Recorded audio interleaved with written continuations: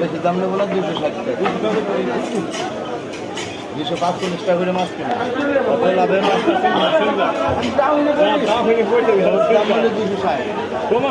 একদম